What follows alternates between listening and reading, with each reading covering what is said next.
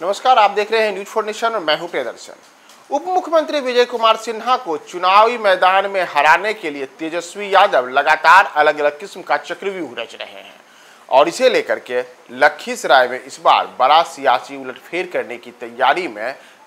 तेजस्वी यादव हैं। और न केवल लखीसराय बल्कि लखीसराय जिले के ही आने वाले सूर्यगढ़ा विधानसभा क्षेत्र को लेकर के भी तेजस्वी यादव की बड़ी सियासी लड़ाई वहां पर अपने प्रतिद्वंदियों से होनी है और इसे लेकर के भी उन्होंने रणनीति सेट कर ली है।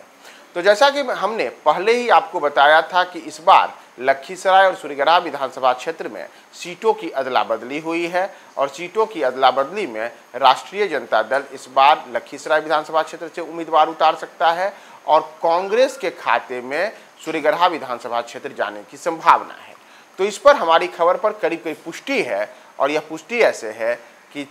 लखीसराय विधानसभा क्षेत्र में राजद के फुलेना सिंह ने चुनाव लड़ने की तैयारी शुरू कर दी है, जबकि वर्ष 2020 के विधानसभा चुनाव में यहां से कांग्रेस ने चुनाव लड़ा था। तो इस बार सीटों की अदला बदली महागठबंधन में होने की बातें आई हैं और इसमें लखीसराय विधानसभा क्षेत्र में जो विजय कुमार सिन्हा हैं उनके खिलाफ इस बार फुलेना सिंह राजद के कैंडिडेट के तौर पर चुनाव मैदान में उतर सकते हैं। उनके नाम की घोषणा जल्द ही हो सकती है।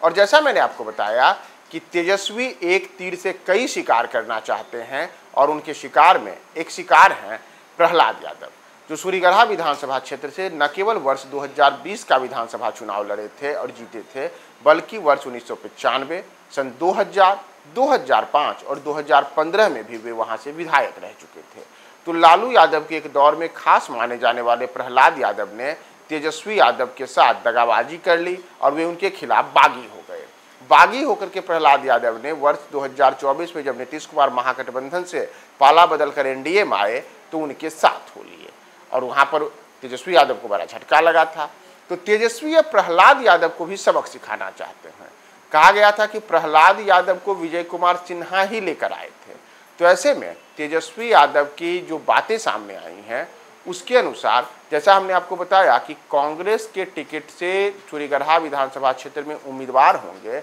और हमने आपको पहले भी बताया था कि सुजीत कुमार जो बरहिया नगर परिषद के अध्यक्ष के तौर पर उनकी पत्नी चुनाव जीती हुई हैं, वह कांग्रेस की सदस्यता ग्रहण किए हैं और उनको सूर्यगढ़ा विधानसभा क्षेत्र से टिकट मिलेगा। लेकिन अब उन्होंने अपने यह दावेदारी छोड़ दी है और बाकायदा आप जो ये सोशल मीडिया का सुजीत कुमार का पोस्ट देख रहे होंगे, इसमें भी हमारी उन खबरों पर पुष्टि हुई है कि कैसे वहां पर जो सूर्यगढ़ा विधानसभा क्षेत्र को लेकर हमने कहा था कि सुजीत चुनाव लड़ेंगे, तो सुजीत कुमार ने अपने सोशल मीडिया पर ही लिखा है कि हमने सूर्यगढ़ा से ठुकरा दिया। यानी कि हमने आपको 3 दिन पहले ही बताया था कि सूर्यगढ़ा में सुजीत कुमार की दावेदारी है, इसीलिए वे कांग्रेस में गए हैं। लेकिन अब खुद सुजीत कुमार ने कहा है कि हमने सूर्यगढ़ा ठुकरा दिया है, क्योंकि सुजीत कुमार लखीसराय से वर्ष 2000 और 2020 का विधानसभा चुनाव लड़े थे। इस बार भी वे वहीं से टिकट चाहते हैं। तो सूर्यगढ़ा से चुनाव कौन लड़ेगा? तो दरअसल सूर्यगढ़ा से चुनाव लड़ने की जो बातें सामने आई हैं उसमें कांग्रेस के टिकट पर इस बार चिराग पासवान की पार्टी लोजपा से वर्ष 2020 में चुनाव लड़ने वाले अशोक सिंह कांग्रेस के उम्मीदवार हो सकते हैं। ये वही अशोक सिंह हैं जिन्होंने रामविलास पासवान के साथ मिलकर के अपनी सियासी पारी शुरू की थी और रामविलास पासवान के साथ ही उन्होंने लंबे अरसे तक राजनीति की। वर्ष 2020 में भी वे लोजपा के टिकट पे वहां से उतरे थे और काफ़ी बड़े स्तर पर वहां वोट लाने में सफल रहे थे, जिसका नतीजा रहा था कि रामानंद मंडल जदयू के जो प्रत्याशी थे वे मामूली अंतर से चुनाव हार गए थे और प्रहलाद यादव राजद प्रत्याशी जीत गए थे। आज ही यहाँ पे अशोक सिंह ने एक पोस्ट किया है और उन्होंने अपने सोशल मीडिया पर बताया है